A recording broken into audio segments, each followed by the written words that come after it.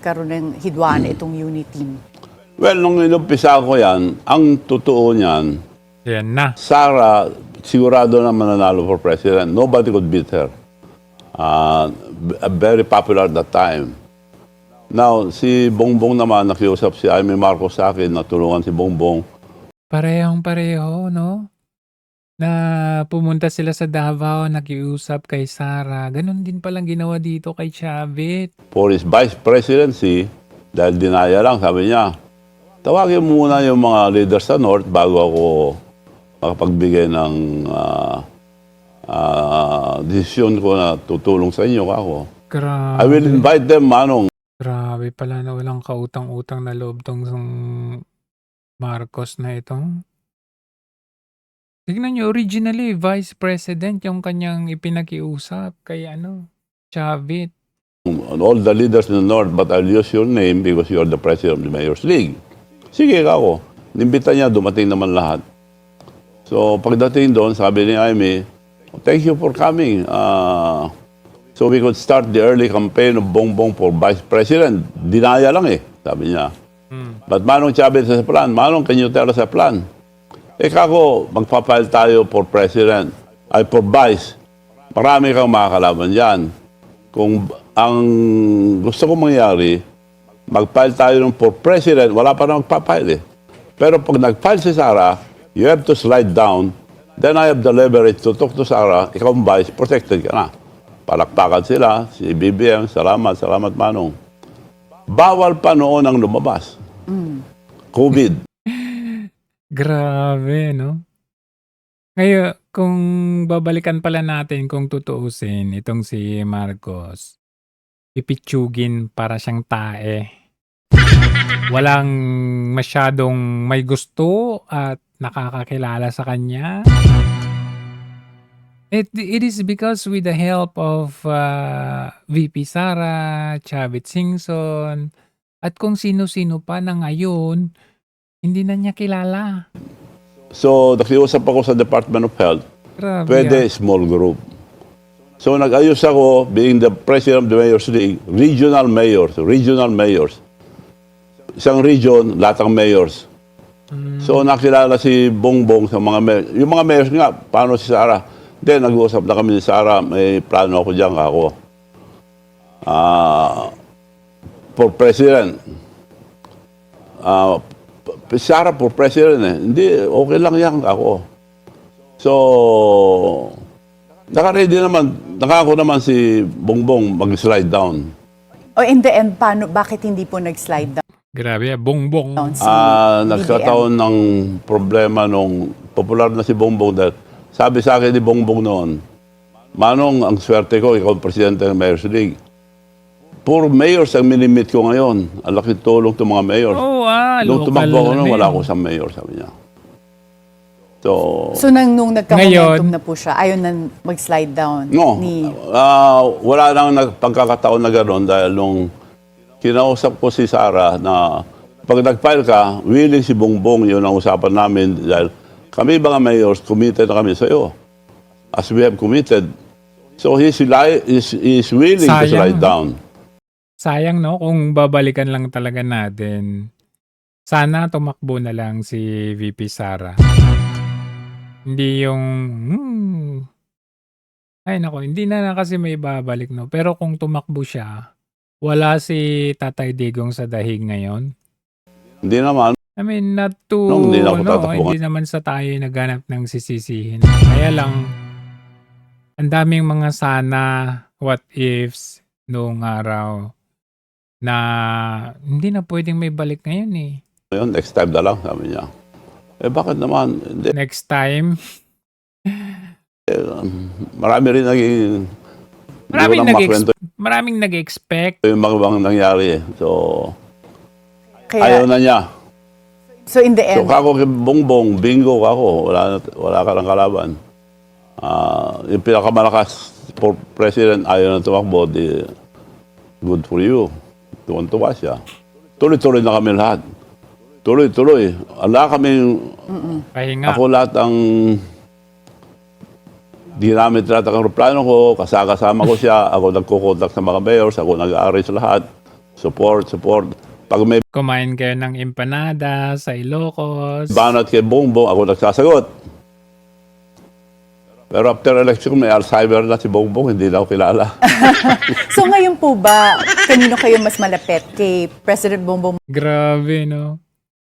Talaga nga naman na innate. Nasa loob na, nasa dugo na.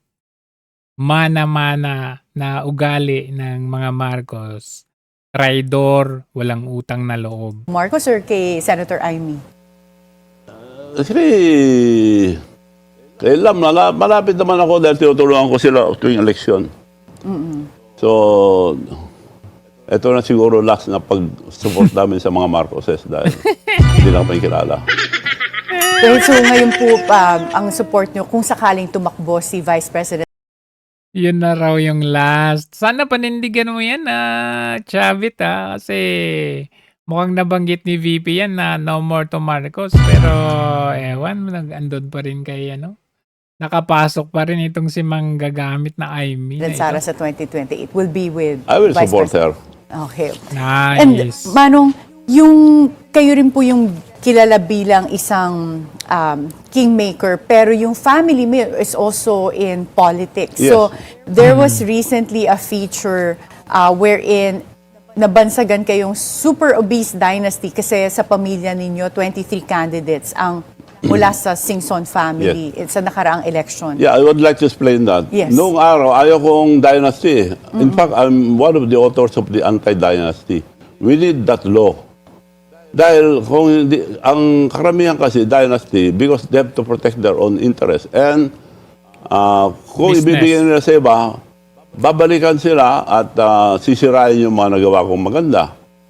So, it's on record tumakbo nung governor ako, tumakbo yung kapatid ko ng babae na congresswoman, hindi ko sinuportahan. Huwag kang tumakbo ka ako dahil ayaw kong ang dynasty. Nandyan na ako Manong akong gusto ng tao dahil they like you, gusto nila ako tumulong sa'yo. No, hindi pwede. Tumakbo.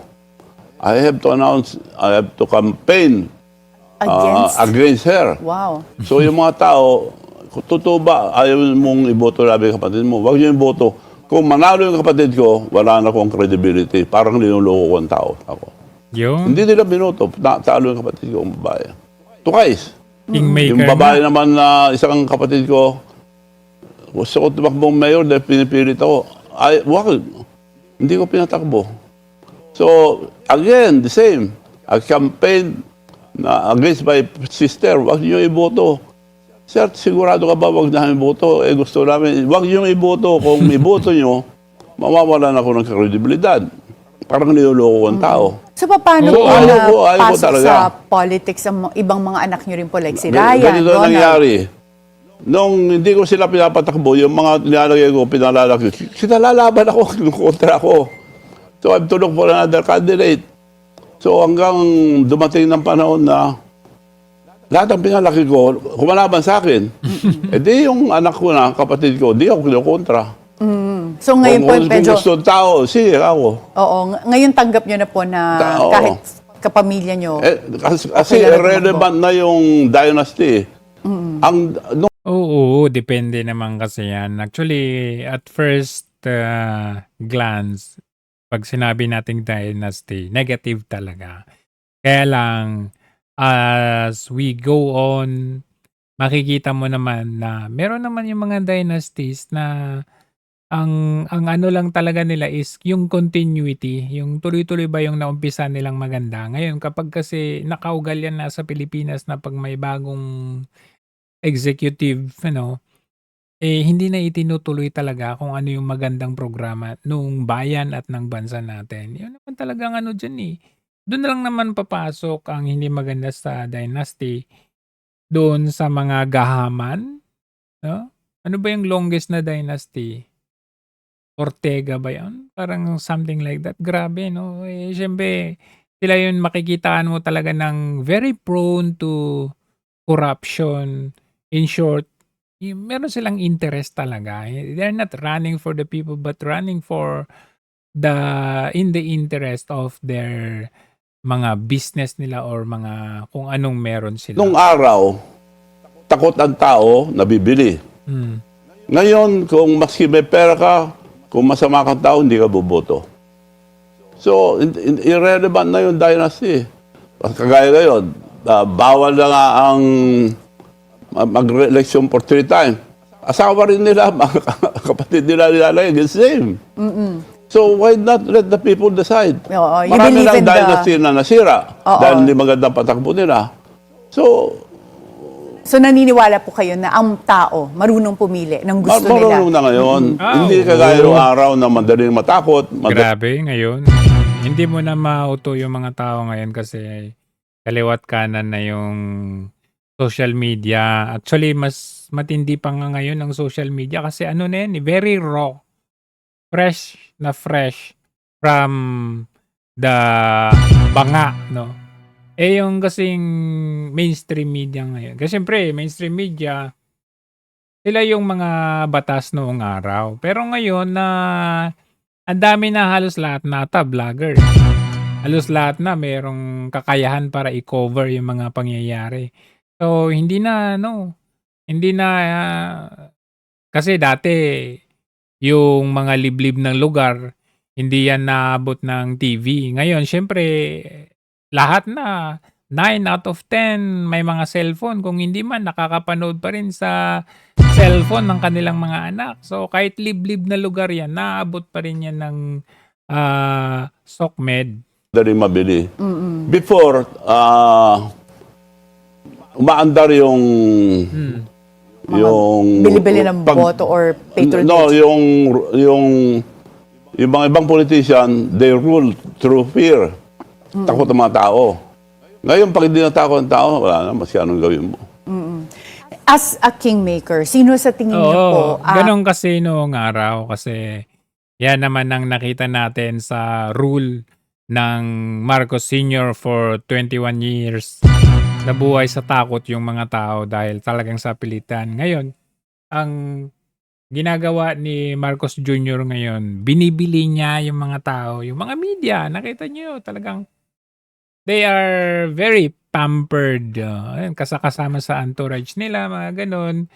And lahat, hindi yung sa justice system naman natin, nakukulong yung mga kahit inosente, nakukulong. Pero kahit illegal yung kanilang pag-aresto or nagagawa nila na in the name of marami silang mga citation ng batas, mapakulong lang yung tao kahit naman merong illegality or walang due process of law. Iba na yung ngayon. Ang malakas na kandidato for the 2028 elections, sa presidential elections? Well, as of now, si Sara Duterte pa rin. May As of naisip now, po ba ewan ko kayong kung mga dark masisira horse niya. na maaring lumutang? Wala pa ako nakikita. Depende lahat sa impeachment na mangyayari. Wala. Dahil kung masira nila Ano si Tulfo? Sa bagay si Tulfo, napakalakas si Tulfo nung kaka-elect niya, no? Kasi talagang maraming naniwala, nabudol din. Maraming naniwala kasi kay Tulfo na yung Tulfo brand of justice, dadalhin niya sa Senado. In fact, during those times, pag survey yung na presidential come 2028, medyo at some point talo ni Tulfo si VP Sara. Pero ngayon, well, Sara o hindi. masyadong tahimik sa mga isyong yung talagang controversial issue na alam natin na masyadong malaki yung paglabag. Wala, tahimik siya. Pero pag yung mga maliliit na bagay, ayan, pabida. Pero malakas pa rin si Sara. Nakita mo, nag-impeachment. Lahat yung in-endorse ni BBM, bumagsak. Lahat yung in-endorse ni Duterte, umangat. Yung Palagay That's a niyo po protest against the ba, Marcoses. nagulat pa po ba kayo nung nagkaroon ng watak-watak sa Uniteam? Nung Yes. nagkahigwaan? Yes, dahil sumama ako dyan, dahil unity Pagsasama. ibudol eh. Ang panahon ng kampanya, ang pagkakaisa, panay pagkakaisa ang sambit ni Marcos Jr. Yung pala, nung nanalo siya, iba palang pagkakaisa. Pagkakaisa pala sa mga dilaw, oo. Pero, alam niyo po ba Si Kitty at saka si Vic Singson. na magkakilala sila? Hindi kayo Nabanggit nagulat? lang noon na nagkakilala sila. Ilan po ba ang total na apo ninyo? Wala akong apo. Wala ka pang apo Wala. na ano? Tito ang tawag sa akin eh. Ano? Sabi ko, "Ay, galing naman. Wala po. Hindi lolo. Ilan po Binata. ang pamangkin ninyo? Marami. Madami. So, hindi nyo nakakount na. Hindi ko na mabilang. Oo. Pero kung Pamangkin. sakali magkatuluyan si Vic at si Kitty, matutuwa ba kayo sa Yes. North and South? Very Wow, yes. strategic. Yes. Naisip niyo po ba mag-politics eventually si Vic? Well, if they go to politics, that's a good combination. Yeah, that's Tingin ko itong dalawang to, magpa-politics tong dalawa. Si Kitty at saka si Vic. true. North and South. South. Yes. Yeah. Di malayo. And kayo po ba, kung And if they do, yung mga You apo know. / pamangkin ninyo, hindi nyo nabibilang, he stands as a powerful okay, so yun lang ang ano ko dyan. Ngayon ko lang nalaman na hindi kasi masyadong nagsasalita itong si Chavit But now, with this interview, talagang na vocal siya dito na binudol siya ni BBM, no? Bongbong ang tawag niya. Totoo na nga naman gamit-gamit yung chopper niya, helicopter niya, pinakilala siya sa mga mayors, local government kasi nga president ng Mayor's League itong si Chavit. Tapos pagkatapos ng election, may Alzheimer's. Itong si Marcos Jr. Sing kapal ng kanyang apog at walang kautang-utang na loob. Kaya nga talaga, whether sino man yan, Amy man yan, Bongbong man yan, Romualdez man yan, naku, wag na. Tama na yung Marcos na yan. Ay, apo.